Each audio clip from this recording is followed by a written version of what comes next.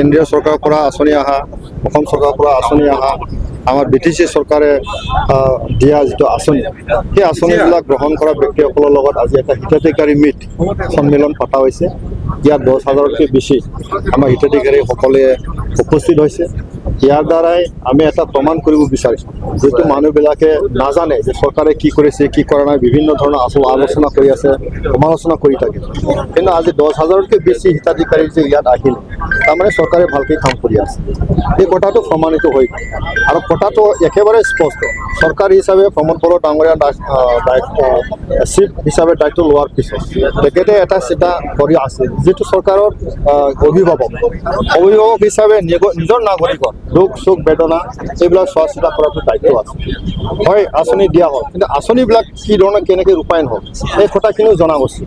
তো গতিকে 40টা সমষ্টিত BTC চৰকাৰে হিতাধিকাৰী সন্মিলন বনাই পেলাই ৰাইজৰ মাজত হিতাধিকাৰীসকলৰ লগত ডাইৰেক্ট কণ্টেক্ট আলোচনা ইয়াৰ কৰা এটা সিদ্ধান্ত লোৱা হৈছে।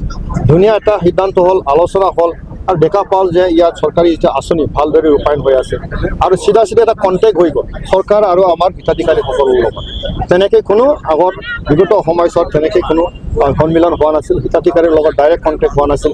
চিফ মহোদয় নিজে উপস্থিত হৈছে, কথা পাতিছে, চবৰ লগৰ মনৰ কথা বুজি পাইছে। এইটো এটা ডাঙৰ এটা পদক্ষেপ মই ভাবোঁ। এতিয়া 40টা সমষ্টিত হৈ গ'ল আৰু আজি চিৰাং সমষ্টিত 14 নম্বৰ চিৰাং সমষ্টি হৈ গ'ল, ধুনীয়া এটা পৰিৱেশ হৈ গ'ল। মই ভাবোঁ ইয়াৰ দ্বাৰাই ৰাইজৰ উপকৃত হ'ব আৰু অনাগত দিনত আমাৰ চৰকাৰখনে কি আঁচনি ল'লে বেছিকৈ ভাল হ'ব, ইয়াৰ কাৰণে এটা বুজিবৰ কাৰণে ভাল সুবিধা পাব। কেন্দ্ৰীয় চৰকাৰৰ পৰা আঁচনি অহা অসম চৰকাৰৰ পৰা আঁচনি অহা আমাৰ BTC চৰকাৰে দিয়া যিটো আঁচনি সেই আঁচনিবিলাক গ্ৰহণ কৰা ব্যক্তিসকলৰ লগত আজি এটা হিতাধিকাৰী মিট সন্মিলন পতা হৈছে। ইয়াত 10,000তকৈ বেছি আমাৰ হিতাধিকাৰীসকলে উপস্থিত হৈছে। ইয়াৰ দ্বাৰাই আমি এটা প্ৰমাণ কৰিব বিচাৰিছোঁ, যিটো মানুহবিলাকে নাজানে যে চৰকাৰে কি কৰিছে কি কৰা নাই, বিভিন্ন ধৰণৰ আলোচনা কৰি আছে, সমালোচনা কৰি থাকে। কিন্তু আজি 10,000তকৈ বেছি হিতাধিকাৰী যে ইয়াত আহিল, তাৰমানে চৰকাৰে ভালকৈ কাম কৰি আছে, এই কথাটো প্ৰমাণিত হৈ গ'ল। আৰু কথাটো একেবাৰে স্পষ্ট, চৰকাৰ হিচাপে প্ৰমোদ বড়ো ডাঙৰীয়া চিফ হিচাপে দায়িত্ব লোৱাৰ পিছত তেখেতে এটা চিন্তা কৰি আছে, যিটো চৰকাৰৰ অভিভাৱক হিচাপে নিজৰ নাগৰিকৰ দুখ সুখ বেদনা এইবিলাক চোৱা চিতা কৰাটো দায়িত্ব আছে। হয়, আঁচনি দিয়া হ'ল, কিন্তু আঁচনিবিলাক কি ধৰণে কেনেকৈ ৰূপায়ণ হ'ল এই কথাখিনিও জনা উচিত। তো গতিকে 40টা সমষ্টিত BTC চৰকাৰে হিতাধিকাৰী সন্মিলন বনাই পেলাই ৰাইজৰ মাজত হিতাধিকাৰীসকলৰ লগত ডাইৰেক্ট কণ্টেক্ট আলোচনা ইয়াৰ কৰা এটা সিদ্ধান্ত লোৱা হৈছে।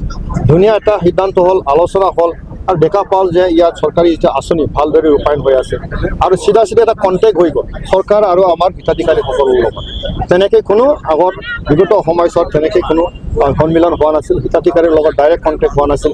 চিফ মহোদয় নিজে উপস্থিত হৈছে, কথা পাতিছে, চবৰ লগৰ মনৰ কথা বুজি পাইছে। এইটো এটা ডাঙৰ এটা পদক্ষেপ মই ভাবোঁ।